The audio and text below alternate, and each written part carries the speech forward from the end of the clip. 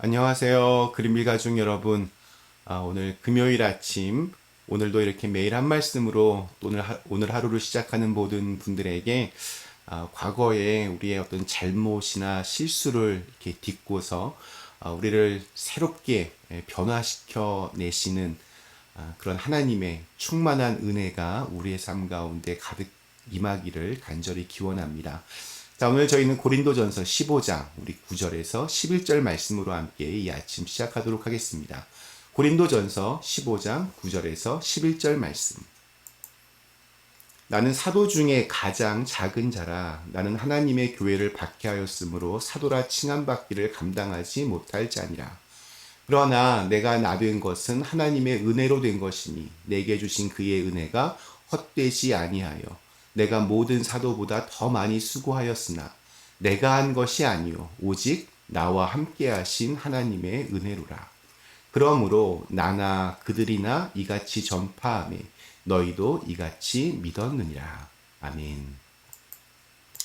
네, 우리 부활하신 예수님을 직접 목격했던 사람들을 이렇게 쭉 나열했던 바울은 어제 마지막 8절에서 맨 나중에 만삭되지 못하여 난 자신에게도 부활하신 주님이 만나 주셨다라고 했습니다. 지극히 아주 겸손한 표현입니다. 우리 팔싹둥이라는 말이 있습니다. 어머니 뱃속에서 10달을 채우지 못하고 8달 만에 태어난 아이를 두고 하는 말입니다. 뭐 요즘에야 이렇게 인큐베이터 같은 것들이 있어서 또 그 위험성이 과거보다는 훨씬 덜하지만 옛날에는 매우 위험한 출산이었습니다. 그래서인지 예전에는 팔싹둥이로 태어났다 그러면 어딘가 좀 이렇게 모자라고 부족하고 덜 성숙한 아이로 그렇게 인식되기도 했습니다. 바울은 예수님이 누구이신지 모르고 예수를 믿는 사람들을 핍박했던 정말 이렇게 지우고 싶은 과거가 있었습니다. 바울은 정말 지독하게 예수 믿는 사람들을 핍박했습니다. 그런데 부활하신 주님을 만나 이제는 그 주님을 위하여 사도의 직분을 감당하고 있습니다. 초대교회 교인들 중에는 이런 바울의 변화와 회심을 여전히 의심하는 분위기가 있었고 바울도 그것을 잘 알고 있었습니다. 그런데 사람들의 이러한 의심 어린 시선보다 또 과거에 자신이 저질렀던 그 잘못된 폭력에 대한 창피함보다 자신을 만나주신 주님의 은혜가 훨씬 더 강력했습니다. 그래서 옛날 일을 생각하면 정말 머리도 들 수 없지만 주님을 위하여 자기의 모든 것을 쏟아부을 수 있었습니다. 그래서 바울은 정말 우리 교회 역사상 아주 중요한 인물이 되었습니다. 은혜를 경험하면 이러한 힘이 생깁니다. 우리 10절 말씀 굉장히 유명한 구절입니다. 그러나 내가 나된 것은 하나님의 은혜로 된 것이니 내게 주신 그의 은혜가 헛되지 아니하여 내가 모든 사도보다 더 많이 수고하였으나 내가 한 것이 아니요 오직 나와 함께 하신 하나님의 은혜로라. 나의 나됨은 다 하나님의 은혜이다. 이 고백은 정말 최상의 겸손이자 최고의 찬양이기도 합니다. 정말 하나님의 은혜 없이 우리가 단 한순간이라도 살 수가 있겠습니까? 그런데 저는 이 은혜의 고백으로 채워진 말씀에서 좀 새롭게 눈에 들어온 구절이 있었습니다. 그것은 10절 중반에 나오는 말씀인데 표준 세번역에서는 나는 사도들 가운데 어느 누구보다도 더 열심히 일하였습니다. 이렇게 번역하고 있습니다. 하나님의 은혜, 그분이 다 하셨다라고 하는 고백과는 정반대의 지점에 있는 것처럼 보이는 이 구절이 아주 새롭게 이렇게 다가왔습니다. 나는 아무것도 하지 않으면서 하나님이 그냥 다 해주시기를 바라는 심보가 우리에게 있습니다. 그런데 바울은 그와는 좀 다른 접근을 합니다. 어느 누구보다 더 열심히 일했다고 합니다. 생각해 보면 왜 안 그렇겠습니까?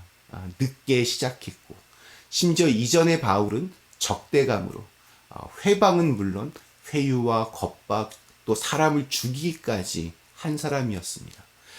그런 사람이 이제 변화가 되어서 예수님을 위해서 일을 하려면 정말로 열심히 일을 했을 것입니다. 우리 마태복음 20장에는 포도원 품꾼들의 비유가 나옵니다. 포도원 주인이 이른 아침에 일꾼들과 계약을 맺고 일을 시킵니다. 그런데 포도원 밖에서 일을 못 찾아서 이렇게 서성이는 사람들이 있었습니다. 그래서 그들도 이렇게 고용을 해서 일을 시킵니다. 아침 9시, 또 정오, 오후 3시, 심지어 이제 해가 지기 시작하는 오후 5시에도 일꾼들을 그렇게 고용했습니다. 자, 그리고 이제 마지막 품삯을 나누어 줄 때 문제가 생깁니다. 일한 시간과 상관없이 모두에게 똑같이 일당을 주었기 때문입니다. 주인은 원래 애초에 그렇게 약속했었습니다. 그러나 아침 일찍부터 일한 일꾼들은 당연하게 화를 냅니다. 엄연히 일한 시간이 다른데 같은 품삯을 주는 것은 잘못되었다. 불만이 가득했습니다. 그때 포도원 주인이 이렇게 말을 합니다. 당신에게 주는 것과 똑같이 이 마지막 사람에게 주는 것은 그거는 내 뜻입니다. 내 마음입니다. 또 이 비유를 마치면서 예수님은 아주 유명한 말씀을 남깁니다. 나중된 자로서 먼저 되고 또 먼저 된 자로서 나중되리라. 모든 이들을 공평하게 보시는 은혜, 또 부족한 자들조차 품으시고 귀하게 여겨주시는 그런 은혜입니다. 자, 그런데 우리가 한번 생각해 볼 것은 제일 늦게 일을 시작한 사람은 어떻게 일을 했을까요?